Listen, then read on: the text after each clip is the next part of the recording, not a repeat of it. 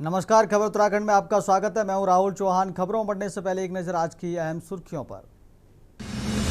देहरादून नगर निगम क्षेत्र में जनगणना ड्यूटी में लापरवाही, 12 कर्मचारियों के खिलाफ मुकदमा दर्ज। दून नगर निगम का प्रदर्शन सबसे खराब। उत्तराखंड में ड्रोन कॉरिडोर पर केंद्र से हरी झंडी का इंतजार, सीमांत राज्य होने का फंसा पेच।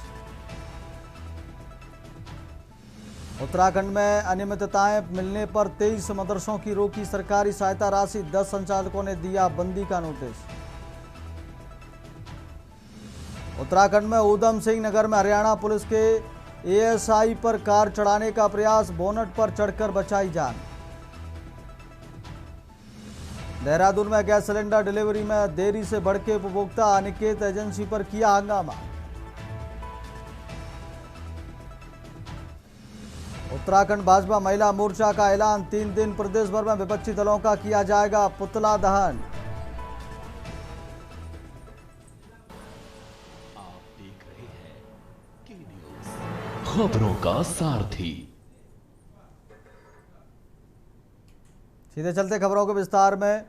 खबर मंगलोर से है, जहां कोतवाली पुलिस ने जाली नोटों के साथ एक व्यक्ति को गिरफ्तार किया है। आरोपी के पास से 850 रुपए के नकली नोट बरामद हुए हैं, जिनमें सभी नोटों पर एक ही सीरियल नंबर पाया गया, जिससे नोटों की फर्जी होने की पुष्टि हुई है।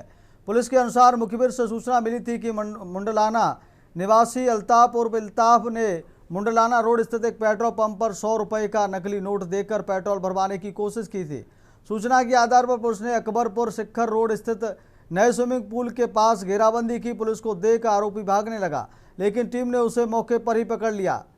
तलाशी के दौरान उसकी जेब से 100 रुपए के 8 नकली नोट और 50 रुपए का एक नकली नोट बरामद किया गया। इसके अलावा उसके पास से एक सैमसंग कीपैड मोबाइल भी मिला है। पूछताछ में आरोपी ने नोटों के नकली होने की बात स्वीकार की। हालांकि उसने कहा कि उसे यह नोट किसने दिए, इसकी उसे कोई जानकारी नहीं है। उसने बताया कि वह अपने दोस्तों के साथ शराब पीता है और उसे नोटों के स्रोतों की जानकारी नहीं है। सीओ अभिनव चौधरी ने बताया कि आरोपी के खिलाफ संबंधित धाराओं में मुकदमा दर्ज कर आगे की कार्रवाई की जा रही है।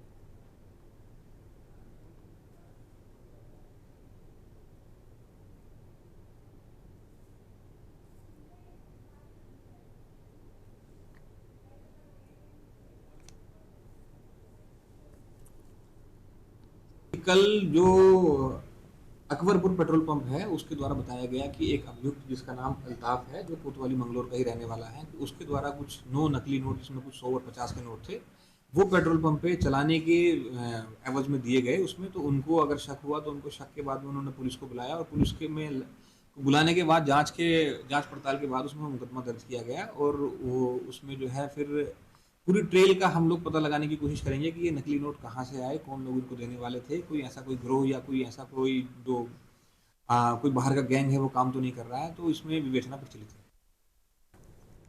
रुक करते अगली खबर का। केंद्र और राज्य सरकारें भले ही हर सिर पर पक्की छत का दम भर रही हों, लेकिन धरातल पर हकीकत इसके उलट है। मंगलोर कस्बे से आई तस्वीरें सरकारी दावों की पोल खोलने के लिए काफ़ी हैं।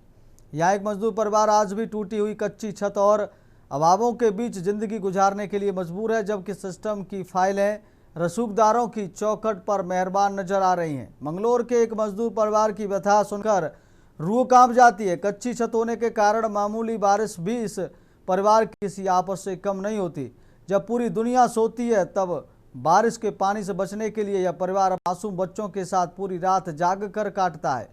विडंबना देखिए कि देश में प्रधानमंत्री आवास योजना के नाम पर करोड़ों रुपए पानी की तरह बहाए जा रहे हैं। वहाँ एक गरीब परिवार आज भी पक्की छत के लिए तरस रहा है। सरकारी आंकड़ों में मंगलोर भले ही खुले में शौच से मुक्त होने की दिशा में बढ़ रहा हो, लेकिन इस पीड़ित परिवार के पास आज तक एक अर्ध शौचालय तक नहीं है। कच्ची दीवारों और तिरपाल के सहारे सोच जाने को मजबूर यह परिवार स्वच्छ भारत अभियान की जमीनी सच्चाई बयां कर रहा है। विभागीय अधिकारियों की अनदेखी के कारण यह परिवार बुनियादी सुविधाओं से भी वंचित है।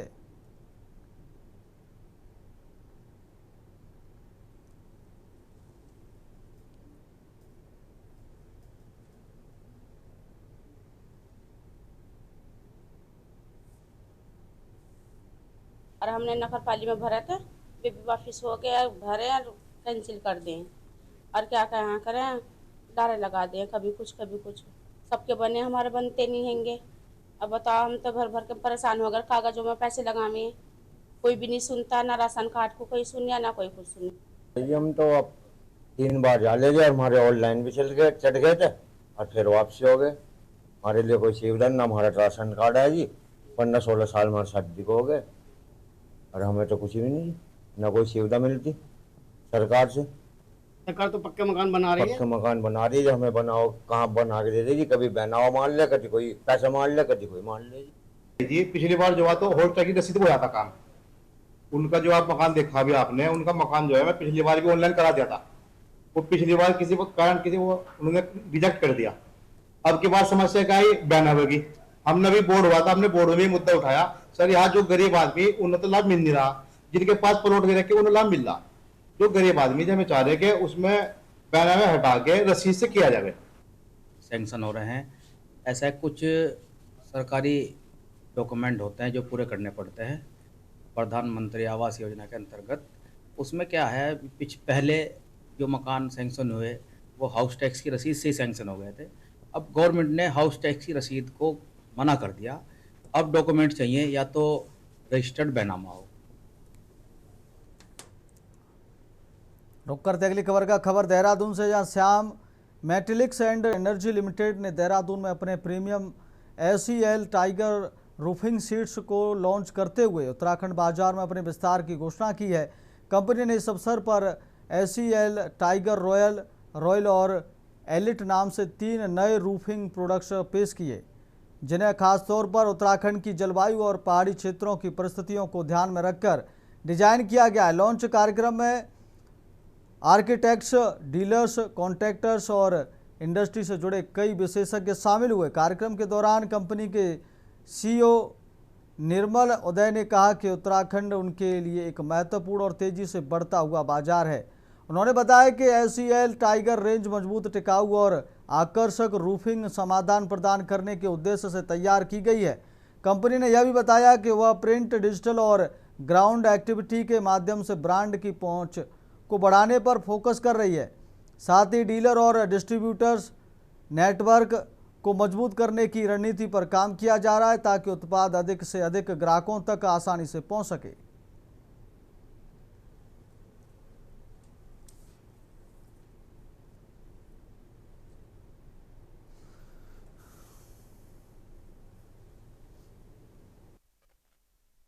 और मैं VP सेल्स एंड मार्केटिंग हूँ श्याम मेटेलिक एंड एनर्जी। आज हम लोग यहाँ पर इकट्ठे हुए हैं जिसमें कि हम हमारा प्रोडक्ट लॉन्च करेंगे।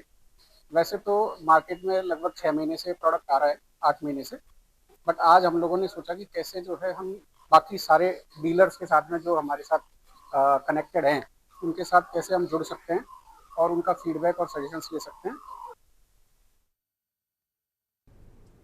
रुक करते अगली खबर का खबर देहरादून से, जहां भारतीय जनता युवा मोर्चा ने पश्चिम बंगाल समेत 4 राज्यों में भाजपा की जीत में अपनी अहम भूमिका बताई है। भाजपा युवा मोर्चा प्रदेश अध्यक्ष मुकुल मंदोली ने कहा कि बंगाल में जनता ने राष्ट्रवादी विचारधारा के साथ भारी बहुमत से समर्थन दिया, जिससे पार्टी को बड़ी सफलता मिली। उन्होंने बताया कि भारतीय जनता युवा मोर्चा के उत्तराखंड के 20 कार्यकर्ता करीब 2 महीने तक बंगाल में प्रवास पर रहे और विभिन्न क्षेत्रों में संगठनात्मक कार्य किया। जिन क्षेत्रों में इन कार्यकर्ताओं ने सक्रिय भूमिका निभाई, वहां चुनावी परिणाम बेहतर रहे। उन्होंने राष्ट्रीय अध्यक्ष नितिन नवीन को बधाई देते हुए कहा कि प्रधानमंत्री नरेंद्र मोदी के मार्गदर्शन में यह जीत ऐतिहासिक है। मुकुल मेंदोली ने कहा कि असम में सरकार और मजबूत हुई है, बंगाल में पहली बार बड़े अंतर से जीत दर्ज हुई है, जबकि केरल से वामपंथ का प्रभाव कम हुआ है। उन्होंने इसे डॉक्टर श्यामा प्रसाद मुखर्जी की सच्ची श्रद्धांजलि बताया।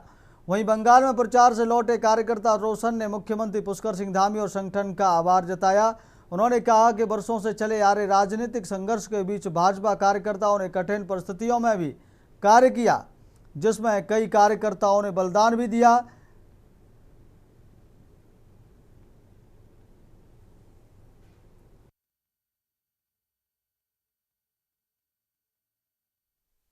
सबसे पहले तो मैं उत्तराखंड संगठन का, राष्ट्रीय संगठन का और हमारे युवा मोर्चा के प्रदेश अध्यक्ष माननीय मुकुल मंदोली जी का और रुक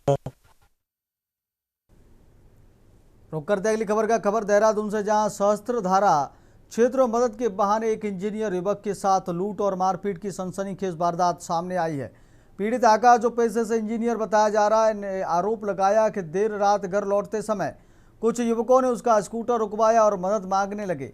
आकाश के अनुसार आरोपियों ने कहा कि उनका मोबाइल फोन कहीं गुम हो गया है और उसे तलाशने में मदद करने की बात कही। मदद के इरादे से वह उनके साथ चला गया, लेकिन रास्ते में उन युवकों ने उसके साथ लूटपाट कर दी।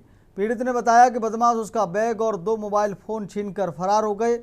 इतना ही नहीं, आरोप है कि आरोपियों ने उसे पुल से नीचे धक्का दे दिया, जिससे उसके पैर की हड्डी टूट गई। घायल अवस्था में वह पूरी रात मौके पर ही पड़ा रहा और दर्द से तड़पता रहा। सुबह राहगीरों ने उसे देखकर पुलिस को सूचना दी। इसके बाद पुलिस मौके पर पहुंची और घायल युवक को अस्पताल में भर्ती कराया गया। फिलहाल पुलिस मामले की जांच कर रही है और आरोपियों की तलाश में जुटी हुई है।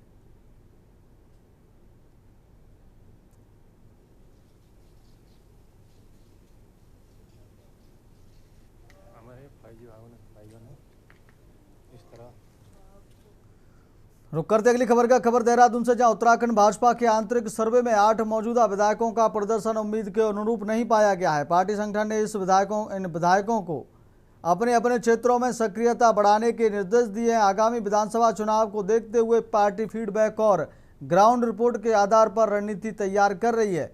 सूत्रों के अनुसार संगठन ने उन क्षेत्रों पर विशेष नजर रखी है जहां सत्ता विरोधी लहर की संभावना जताई जा रही है। ऐसे में इन विधायकों का टिकट कटने की अटकलें भी तेज हो गई हैं। पार्टी स्तर पर लगातार सर्वे और मूल्यांकन प्रक्रिया जारी है, जिससे चुनाव से पहले मजबूत उम्मीदवारों का चयन किया जा सके। इस पूरे मामले पर भाजपा विधायक विनोद चमोली ने प्रतिक्रिया देते हुए कहा कि चुनाव अभी काफ़ी दूर हैं और इस तरह के सर्वे समय समय पर होते रहते हैं। उन्होंने कहा कि हर कुछ महीनों में स्थिति बदलती रहती है और अलग अलग एजेंसियों के अलग अलग क्षेत्रीय आकलन होते हैं, इसलिए अभी किसी निष्कर्ष पर पहुंचना जल्दबाजी होगी। चमोली ने आगे कहा कि जब चुनाव के नज़दीक फाइल सर्वे सामने आएगा तब स्थिति अधिक स्पष्ट होगी और उसी के आधार पर आगे की रणनीति तय की जाएगी। चलिए देखिए, अभी चुनाव अभी दूर है और ये सर्वेक्षण हमारे निरंतर चलते रहते हैं। अभी चल रहा है इस समय और हर महीने 2 महीने में आपको नई नई तस्वीरें सामने आएंगी। और सर्वे की भी अलग अलग एजेंसियां हैं, अलग अलग तौर तरीके हैं, उनका अलग अलग एक टारगेटेड एरिया होता है कि किस लाइन पर सर्वे कर रहे हैं, कहाँ सर्वे कर रहे हैं। तो उसके कारण बहुत सारी चीजें अभी आएंगी तभी। रुक करते अगली खबर का खबर देहरादून से, जहां चंपावत नाबालिग मामले को लेकर राजनीतिक घमासान तेज हो गया। भाजपा महिला मोर्चा ने इस पूरे प्रकरण को कांग्रेस की साजिश करार देते हुए प्रदेश भर में विरोध प्रदर्शन और पुतला दहन का ऐलान किया है। मोर्चा ने कहा कि यह मामला एक बच्ची को टूल किट की तरह इस्तेमाल कर रची गई साजिश है, जिससे उसकी मानसिक स्थिति पर भी नकारात्मक प्रभाव पड़ सकता है। भाजपा महिला मोर्चा की प्रदेश अध्यक्ष रुचि भट्ट ने कहा कि इस घटना के विरोध में प्रदेश के सभी 19 जिलों में कांग्रेस का पुतला दहन किया जाएगा। इसके साथ ही प्रेस कॉन्फ्रेंस के माध्यम से मीडिया और जनता तक अपनी बात पहुंचाई जाएगी। उन्होंने बताया कि पार्टी की बूथ स्तर की कमेटियां भी सक्रिय होकर जनगणना अभियान चलाएंगे और कांग्रेस की नीतियों पर सवाल उठाएंगे। रुचि भट्ट ने आरोप लगाया कि कांग्रेस का महिलाओं के प्रति रवैया हमेशा से नकारात्मक रहा है और अब इस कथित षड्यंत्र से महिलाओं में और अधिक आक्रोश बढ़ा है। मोर्चा ने साफ किया है कि वह इस मुद्दे को लेकर लगातार आंदोलनात्मक रुख अपनाएगा और पूरे प्रदेश में विरोध प्रदर्शन जारी रखेगा। देखिए, हम लोगों ने भी महिला मोर्चा उत्तराखंड ने रिटेलिएट करने का पूरा मन बना लिया है और हम लोग भी पूरे 19 के 19 जिलों में पहले तो पुतला दहन का कार्यक्रम करेंगे, जिसमें हम लोग कांग्रेस को घेर रहे हैं और उनका ही पुतला दहन कर रहे हैं कि क्यों उन्होंने इस तरीके का एक बच्ची को टूल किट की तरह यूज करके ऐसा षड्यंत्र रचा, जो कि बिल्कुल गलत है। उस बच्ची की मानसिक स्थिति को आप देखिए, उस पर क्या इफेक्ट होने वाला है वो देखिए। करते अगली खबर का खबर देहरादून से, जहां सिनेमाघरों में बहुप्रतीक्षित हिंदी फिल्म बेलेचा की भव्य रिलीज हुई। फिल्म के रिलीज होते ही दर्शकों में खासा उत्साह देखने को मिला और पहले ही दिन से फिल्म को सकारात्मक प्रतिक्रिया मिलने शुरू हो गई है। फिल्म का निर्देशन एवं निर्माण रजत राज मल्होत्रा ने किया है, जो इसमें मुख्य भूमिका में भी नजर आ रहे हैं। फिल्म में नेहा सिमरन मुख्य अभिनेत्री के रूप में दिखाई दे रही हैं। कहानी संघर्ष, बदले और हौसले पर आधारित है, जो दर्शकों को भावनात्मक रूप से जोड़ने में सफल रही है। रिलीज के अवसर पर देहरादून में फिल्म की टीम द्वारा प्रमोशन कार्यक्रम आयोजित किया गया, जहां कलाकारों ने पोस्टर के साथ दर्शकों के से फिल्म देखने की अपील की। फिल्म में प्रणव ने गैंगस्टर की भूमिका निभाई है, जबकि सुशील जांगड़ा, शिव राणा, अंजू थपलियाल, जितेंद्र जोड़ी और आदर्श और एकता सहित अन्य कलाकारों ने भी अपने अपने किरदारों को प्रभावशाली ढंग से प्रस्तुत किया है। फिल्म की खासियत इसकी दमदार कहानी, एक्शन दृश्य और अलग विजुअल प्रस्तुति मानी जा रही है। देहरादून के कई सिनेमाघरों में दर्शकों की अच्छी भीड़ देखने को मिली, जिससे फिल्म की मजबूत शुरुआत मानी जा रही है। निर्माताओं ने दर्शकों से परिवार के साथ फिल्म देखने और प्रतिक्रिया साझा करने की अपील की है।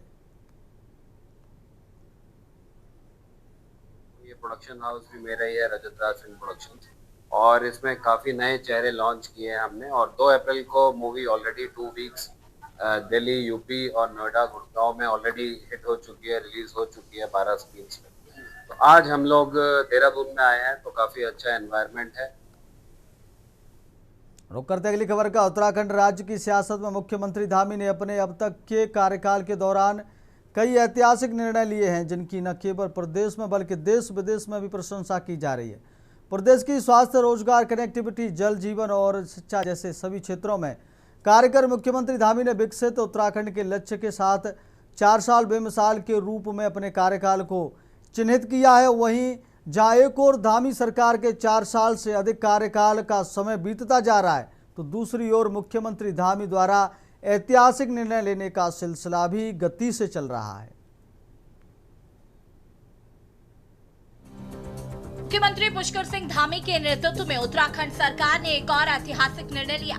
स्वास्थ्य, रोजगार, कनेक्टिविटी, जल, शिक्षा और जीवन के हर क्षेत्र में 4 साल बेमिसाल का लक्ष्य लेकर चल रही धामी सरकार अब मदरसों की शिक्षा व्यवस्था में बड़ा बदलाव करने जा रही है। मुख्यमंत्री धामी के निर्देश पर उत्तराखंड सरकार ने उत्तराखंड मदरसा बोर्ड को भंग कर दिया है। इसकी जगह उत्तराखंड अल्पसंख्यक एजुकेशन बोर्ड का गठन किया गया। नया बोर्ड इस वर्ष जुलाई माह से काम करना शुरू कर देगा।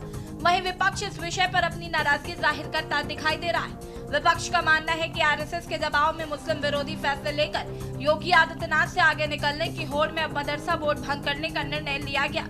साथ ही विपक्ष का आरोप है कि उत्तराखंड की भाजपा सरकार के मदरसा बोर्ड भंग करने के निर्णय पर प्रदेश की जनता का मुख्य मुद्दों महंगाई, रसोई गैस की किल्लत, महिलाओं पर लगातार बढ़ रही हिंसा व अपराध, अवैध उत्खनन, आबकारी घोटाला, स्मार्ट सिटी घोटाला, नकल और पेपर लीक तथा चरम पर ध्रुवीकरण में पूरी ताकत लगाए हुए हैं। पेपर लीक तथा चरम पर बेरोजगारी जैसे ज्वलन मुद्दों पर जनता को जवाब नहीं दे पा रहे हैं, इसलिए धार्मिक ध्रुवीकरण में पूरी ताकत लगाए हुए हैं और अब मदरसा बोर्ड भंग करने का ऐलान किया जा रहा है। तो वहीं सत्ता पक्ष विपक्ष के इस विरोध को राजनीति करने का आरोप लगाते हुए विपक्ष का विशेष वर्ग के लिए प्रेमी और संवेदनशील बताती नजर आ रही है।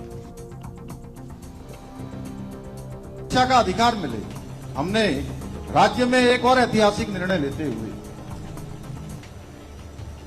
मदरसा बोर्ड जो यहां पर कई वर्षों से संचालित था, मदरसा बोर्ड को भंग करने का भी निर्णय लिया है।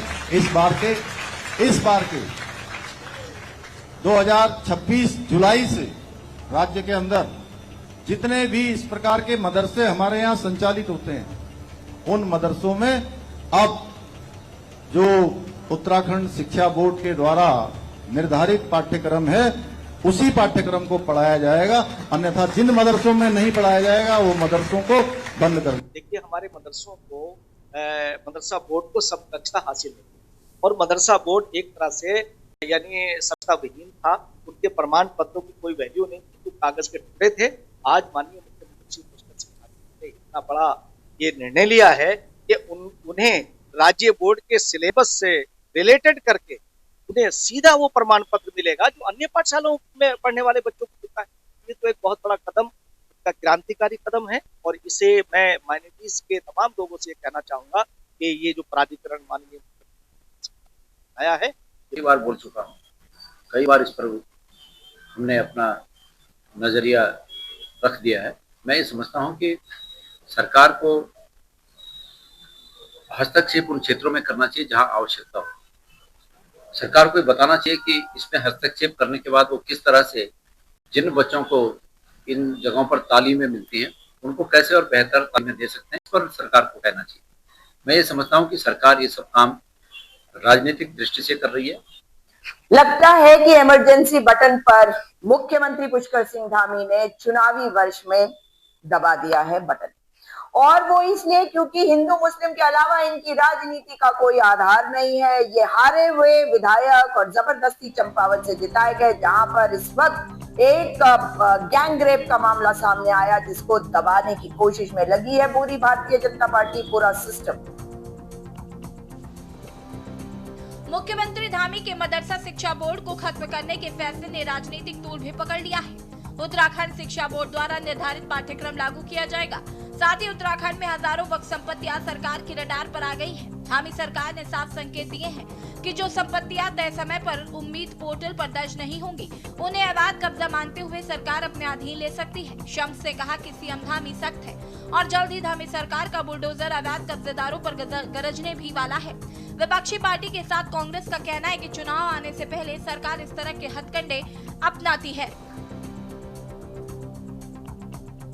देखिए, वक्फ अमेंडमेंट एक्ट उम्मीद में हम सब जानते हैं कि लगभग 2.5 से 3 साल इस एक्ट को लाने में लगे, और इस एक्ट के आने के बाद अभी भी उसके अंदर क्योंकि नए सिरे से उम्मीद पोर्टल पर सारी संपत्तियों को दर्ज किया जा रहा है, और लगातार वक्फ बोर्डों की कोशिश है कि सबसे पहले जो सिस्टम बनाया है उस सिस्टम के तहत सारी संपत्तियां वक्फ पोर्टल पर दर्ज हो जाएं। लेकिन हम देख रहे हैं कि लगभग 2105 वक्फों में से अभी तक 1500 वक्फ भी दर्ज नहीं हो पाए, तो बाकी वक्फ दर्ज नहीं हो रहे हैं, यानी कि 2000 से अधिक संपत्तियां, जिसमें एक एक संपत्ति करोड़ों करोड़ रुपए की है, वो संपत्तियों को दर्ज नहीं किया जा रहा है। उत्तराखंड क्रांति दल का मानना है कि जो उत्तराखंड में वर्तमान सरकार है, जहां भी अवैध संपत्तियां हैं उन सब पर बुलडोजर चलाना चाहिए, न केवल वक्फ बोर्ड पर। वक्फ बोर्ड पर ऐसा करते समय सिर्फ चुनाव में वाई लूटने के लिए वो ये काम करती है, लेकिन जहां तक उत्तराखंड में कई ऐसे लोग हैं जो भूमाफियों से परेशान है, और वहां पर उन्होंने अवैध संपत्तियां जब्त करके आम लोगों को परेशान किया हुआ है।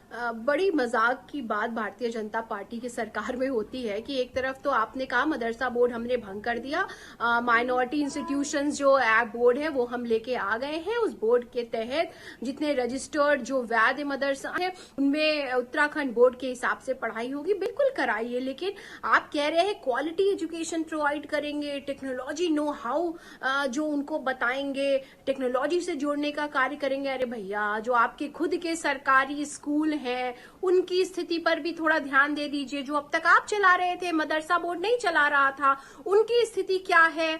वहां पर उन कॉपी किताबें जो आप बच्चों को फ्री में देने का कार्य करते हैं जैसा सरकार कह रही है, वो रद्दी की दुकानों पे पड़े नजर आ रहे हैं। देखिए, कांग्रेस का स्वभाव बन गया है, वो किसी भी रिफॉर्म को उस पर सहमति नहीं देते हैं, किसी रिफॉर्म को स्वीकारते नहीं है। उनका काम है सिर्फ तुष्टीकरण के लिए हर उस कदम का विरोध करना जो सही दिशा में जा रहा हो। हम मदरसा बोर्ड हमने समाप्त किया है, जहाँ बच्चों के साथ में जांचतियाँ हो रही थी, आपने तमाम देखा कि किस तरह के उत्पीड़न के मामले सामने आए, सही दिशा में उनकी शिक्षा को नहीं ले जाया जा रहा था, जिसके कारण आने वाला समय उनके भविष्य के लिए उचित नहीं था। आज हमने इसको मदरसा बोर्ड को समाप्त करके और जो हमने इसमें परिवर्तन किया है, उत्तराखंड मदरसा शिक्षा बोर्ड का अस्तित्व इस साल ही समाप्त हो जाएगा। हालांकि सरकार ने यह भी स्पष्ट किया कि राज्य सरकार का मकसद उत्तराखंड में अल्पसंख्यकों को अत्यधिक और स्मार्ट शिक्षा से जोड़ना है, फिर चाहे वो मुस्लिम हो या अन्य समुदाय के लोग हो। इस अधिनियम के बनते ही उत्तराखंड अन्य राज्यों से अलग अधिनियम बनाने वाला पहला राज्य भी बन जाएगा। इस विधेयक को बीते 17 अगस्त में कैबिनेट में लाया गया था। बैठक में इस विधेयक का बाकायदा चर्चा हुई और उसके बाद कैबिनेट ने इस पर अपनी मुहर भी लगा दी। इस स्वीकृति और विधानसभा में पास होने के बाद अल्पसंख्यक समुदाय के शैक्षिक संस्थानों को एक ही जगह पर लाया जाएगा। अब तक उत्तराखंड में मदरसा शिक्षा बोर्ड अधिनियम 2016 और उत्तराखंड गैर सरकारी अरबी व फारसी मदरसा अधिनियम 2019 लागू है, लेकिन इस विधेयक के पास होने के बाद ये सभी नए अधिनियम के साथ शामिल हो जाएंगे, जो कि इस साल 2026 जुलाई से लागू हो जाएगा। इसके बाद उत्तराखंड शिक्षा बोर्ड में जो पाठ्यक्रम पहले से चल रहे हैं वो मदरसों में पढ़ाया जाएगा, अन्यथा अब जो नहीं पढ़ाएगा उन मदरसों को सरकार बंद कर देगी। अब देखना होगा धामी का ये निर्णय शिक्षा के क्षेत्र में आम जनता को कितना लाभ पहुंचाता है, या इस पर भी राजनीति देखने को मिलेगी। Uttarakhand desk report. फिलहाल खबर उत्तराखंड में मेरे साथ इतना ही। देखते रहिए के न्यूज़ इंडिया। नमस्कार।